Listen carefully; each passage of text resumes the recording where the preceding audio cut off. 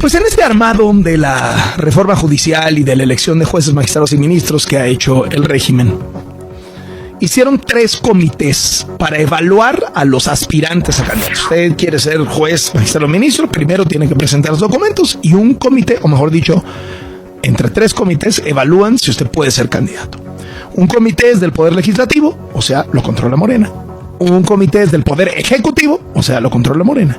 Y un comité es del Poder Judicial, o sea, no lo controla Morena. Bueno, pues el comité de evaluación del Poder Judicial ya no existe.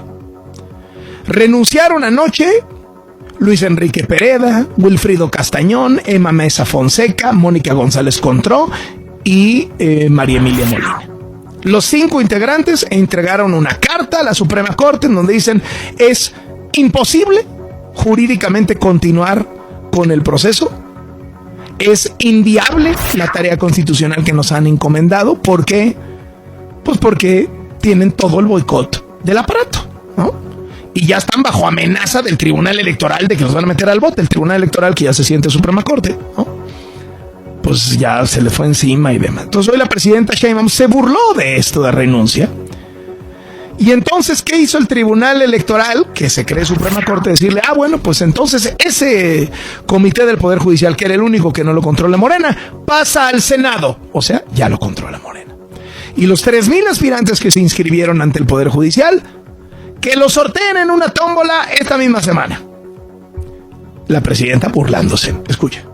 Ya que tenía que hacer el comité, si ya no iban a trabajar. O sea, porque lo ponen así como renuncian los... No, pues si ya no tenían trabajo, ya la corte ya les había dicho que ya no iban a seguir desarrollando su actividad, pues ni modo que siguieran ahí en un comité que ya no tenía ningún sentido.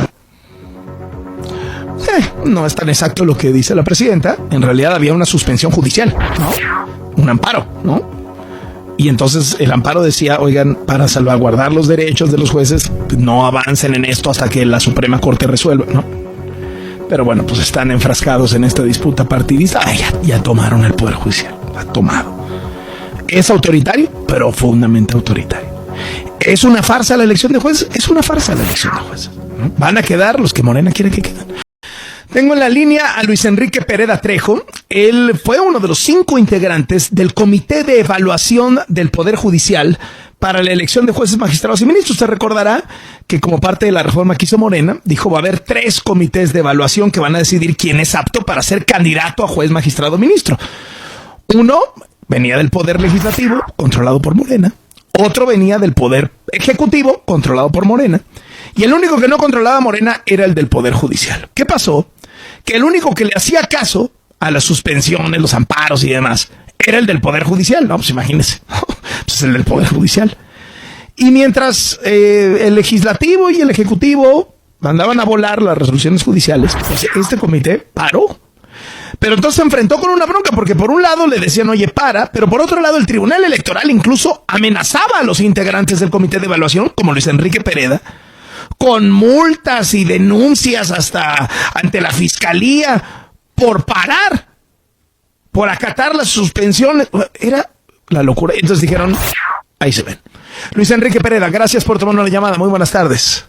Hola Carlos, un gusto. Un saludo a ti y a tu auditorio. ¿Han estado siendo objeto de un golpeteo? ¿Sienten que ha habido un golpeteo del régimen?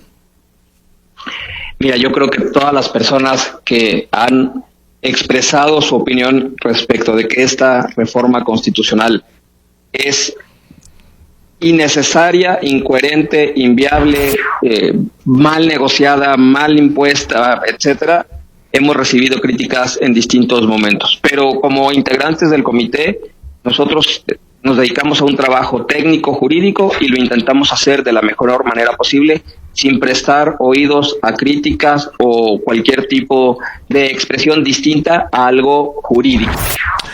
¿El Tribunal Electoral, que los amenazó con multas y denuncias, se está creyendo Suprema Corte? Yo creo que nosotros encontramos y manifestamos la contradicción que tú muy bien resumiste hace unos segundos, en la que por un lado 2 tribunales nos decían no hagas y por el otro el Tribunal Electoral nos decía sí haz. Y eso es imposible darle cumplimiento a ambas. cuando atacáramos una íbamos a destruir la otra y viceversa. Por eso acudimos a la Suprema Corte, donde solicitamos que resolviera esta contradicción, y la Suprema Corte aceptó y atrajo esa solicitud para poder resolver esta contradicción entre dos órganos del propio Poder Judicial. En eso estábamos cuando el Tribunal Electoral decidió, no sé con fundamento en qué artículo, pero sí creo que incluso violando la propia reforma constitucional en materia del Poder Judicial, darle atribuciones al Senado que yo no encuentro que tenga, y que pues ahora eso aparentemente será la manera de destrabar este nudo gordiano. El hecho de que ustedes renuncien y que el Tribunal Electoral diga, bueno, pues entonces lo que estaban haciendo estos, que lo haga el Senado, que es de Morena, y ustedes estaban en el único comité no controlado por Morena, no deja toda la reforma judicial en manos de Morena, no deja toda la elección de jueces, magistrados y ministros en manos de Morena. A ver, sin lugar a dudas, la decisión que tomamos no es motivo de celebración, pero no había ninguna otra cosa que hacer. Ya era constitucionalmente inviable intentar avanzar hacia un lado o hacia el otro o hacia el contrario, porque por todos lados se habían cerrado las oportunidades jurídicas, porque el propio Tribunal Electoral pues no aceptó algo que no fuese su decisión o su voluntad o su razonamiento.